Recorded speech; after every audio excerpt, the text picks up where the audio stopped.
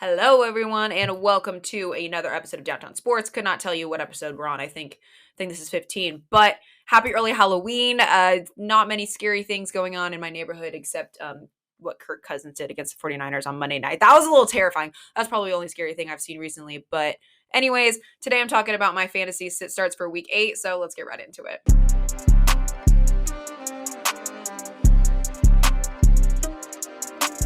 My first sit start is going to be starting CJ Stroud. And now this has come specifically from not only the fact that they're playing the Panthers, but I really like the matchup of number 1 pick overall going up against number 2 pick overall. Great storyline there. And I mean, CJ Stroud, he's been dealing this season. I definitely think he is the top of the rookie class from 2023 so far. And he's definitely making himself a very, very nice resume for being offensive rookie of the year. That and the fact that, I mean, he's been one of the best quarterbacks this season on vertical targets, and he's going to be throwing against the Panthers D that is the 8th worst in defending vertical passing. And I mean, there's not many other things else to say than the Panthers suck. It's just not their year. They have some intense rebuild to go through. They're missing players that move the needle pretty much in every single position, all the skill positions.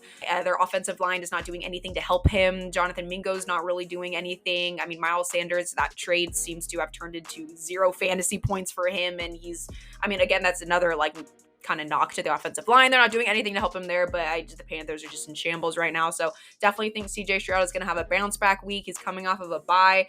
His salary is only 6,300 on DraftKings. So definitely you can save some salary right there. And I definitely think he's a lock for this week, and it's a matchup that you can exploit. Now, next up, we got Chris Olave. And now this is normally a start, and I don't feel like I should need to normally comment on this, but there were some antics on and off the field. I mean, last game, Derek Carr was furious. There was some miscommunication between him and Chris Olave, and so that kind of seemed like it added some turmoil to their relationship. And then off the field, Chris Olave just decided to go really fast in his car, and you shouldn't do that, sir. You should not do that.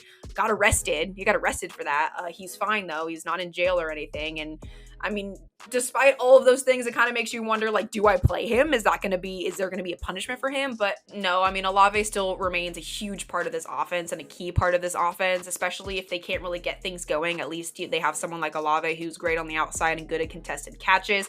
He's not getting targeted as much as I would want him to, but I mean, I feel like that's where the frustration between him and Derek Carr is coming from. They're also playing against a Swiss cheese defense that they have so many holes throughout the center, and they've also given up the 12th most catches to opposing wide receivers. So I definitely think this is a spot that an angry Derek Carr and a talented Chris Olave can exploit this upcoming game. Olave is only priced at 6,400 on DraftKings, and that's not an insane salary, but honestly, I'm recommending fading any of the 49ers players because Brock Purdy is not going to be playing because he's in concussion protocol, and I don't think it's Sam Darnold season. So if you don't want to pay up for someone like Brandon Ayuk or Debo, who I think he's still sidelined, then 6,400 for Olave is a pretty good price. Now, moving on to my next start, Jordan Addison. And this guy had the game of his season, not game of his life. He's a rookie, but he had an incredible game against the 49ers last week, and I don't think anyone expected the Vikings to nonetheless cover, but to win the game. He caught 7 receptions of 10 targets for 123 yards and 2 touchdowns, and not to mention Sir Kirko kind of shredded the 49ers defense out there. I mean, bro, Kirk Cousins, he's the biggest meme on this planet, and I used to not like him until the quarterback series came out, and now I think he's so funny. He's so funny, and he's so talented this season. I'm like, okay, Kirko, what are you doing? Because your teams are still taking losses, but he threw for 378 yards. He had a 77.7% completion percentage, 2 touchdowns, and a QBR of 80. Probably his best performance of the year, and he stayed very cool, calm, and collected. He didn't get sacked the entire game. The offensive line played lights out. The defense played lights out. I mean, they were putting pressure on every single 49ers player, and they just kind of not steamrolled them, but they won that game. The Niners got beat in that game. You can't blame it on the refs. It wasn't a fluke. The Niners got beat in that game, and yeah, they had some injuries, but I really like this matchup with Jordan Addison coming into Lambeau Field because Green Bay is they are very snake bitten. That's Theo Ash's term. Shout out to Theo Ash, but very injured. Their secondary, they're going to be going on the third strings. They had to steal some players from the Carolina Panthers. Eric Stokes and Darnell Savage, they were both placed on the IR yesterday on Wednesday, so they'll be out for at least 4 weeks. Jair Alexander has been battling a back injury. He's been on and off. He's missed 3 games this season, and Devondre Campbell, one of our linebackers, he missed last game against the Broncos, a game that I don't feel like talking about. But this Packers team, yeah, they're young, but they're just not putting any. They don't look cohesive out there. They kind of look like a practice squad just trying to figure things out, and they're so underpaid. And I mean, maybe they're rightfully paid if that makes sense. But they're just a cheap team, and there's gonna be some more growing pains, I think, the rest of this season. So I would definitely take Addison in this matchup, but they are playing in Lambeau, and anyone can get beat in Lambeau. It's one of the hardest stadiums to play in, and so I would probably fade Kirko on this one. I don't think that matchup is that incredible for him, just because of under the pressure and divisional rival. I don't know, but I don't feel like playing Kirk Cousins this week. My next start, we have Kendrick Bourne, and now you're probably wondering, why am I choosing anyone on the Patriots offense to start? That's a really great question. Now, there's two sides of this. It's either the Patriots, they don't have a specific target, and because they don't really have any offensive weapons, and so they spread around all the targets. And then there's two, Kendrick Bourne. He had 16.3 fantasy points last week. He's had 3 games where he got more than 16 fantasy points, but then in the others he didn't. So it's kind of a gamble with this guy. Now in a Patriots offense that doesn't have many offensive weapons, I mean, Bourne is a veteran. He's reliable. He's been their most consistent guy. He has 53 targets on the season, which is the most on his team, and that's 22 more than any other wide receiver or receiver after him. And I mean, I would honestly slot him into more of a flex or wide receiver 3 role. I don't think he is valuable enough to play anything higher than that, but it is a risky play. So I would start him if you don't really have any other option, but there is a chance that he would be the target in the end zone if Mac Jones can even lead them anywhere close to that. All right, my first sit of the week is just plain and simple. Just any Rams running back. Come at me if you're mad at me for that answer, but I know Kyren Williams is out, and it seems like a good idea to play the handcuffs and the backups, but Royce Freeman or Darrell Henderson Jr., I just let them on your bench this week if you have them, unless you want to pay for them at a cheap salary for daily fantasy. But I just simply don't like their matchup. They're going against a Dallas defense that has only allowed one running back to reach 14 fantasy points this entire season, and that wasn't even CMC. CMC only hit 13 fantasy points when they played the Cowboys. So they have a very good run defense right now, and I think that momentum from last game is going to carry into this game, and so I don't see the Rams doing anything very well on the ground. We'll probably have to exploit the secondary and go more to the passing game with Puka Nacua and, of course, Cooper Kupp. So I would fade any Rams running back.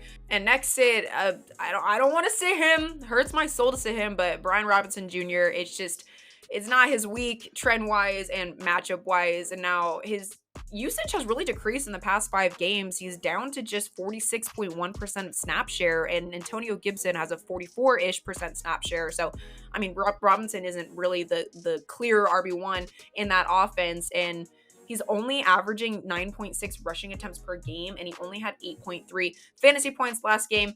Add in the fact that they are playing the Eagles defense, which is one of the best in the league, and they have only allowed one running back to reach 15 plus fantasy points this season, similar to the Dallas defense. So I just think Robinson is a must fade. And now next is a storyline that I know everyone's been waiting to hear about, but it is finally Sir Will Levis's time to see the field and take his first start in the NFL as a quarterback. But that's also going to be completely split with Malik Willis, because Coach Vrabel said that they're probably going to alternate maybe every play, maybe every couple of snaps, who knows, but we're going to see Will Levis throw the ball. That is going to happen, and because of that, do not start D-Hop. Please don't start D-Hop. It's just not his time. I don't trust Will Levis. I think he's a turnover machine from watching some footage in college. 2, if you're playing 2 backup quarterbacks and you have someone like Derrick Henry, can almost guarantee that the passing offense is going to go down. They're going to downgrade to more of a running game. And D-Hop only had 3 fantasy points last game. He's only averaging 10 the whole season. He's definitely past his prime, but I just think that there's no great scenario, unless you're your only option, where you should play him, or if anything, downgrade him to a flex spot and get someone else in those wide receiver 1 and 2 slots. Also, add in the fact that the Falcons have only been allowing about 1.5 fantasy points per target allowed to wide receivers, which is the 7th fewest in the league. So I would just fade D-Hop and stay away from him this week. So my camera just died and I'm losing sunlight, so we're gonna make this quick. But my honorable mentions: Aaron Jones, sit him, don't start him, fade him. He's been chronically injured this season with a hamstring. Those take forever to heal. Even when he had a week off, he still came back and he only dropped 8 fantasy points because they're keeping him on a snap count and just easing him into the game. And so I just stay away from him and probably every other Green Bay player for the time being. Start DJ Moore with a little bit of an asterisk, because he's going to be playing with a backup quarterback, because Justin Fields is not in, but he's probably going to see about 40% of the targets because backups always throw to the best receiver on your team. His contested catch efficiency is about 78.6% this season, which is a very nice mark. And the Chargers defense is just looking not good right now. So I like that matchup. But anyway, I'll be back next week for another video. So good luck this week, you guys.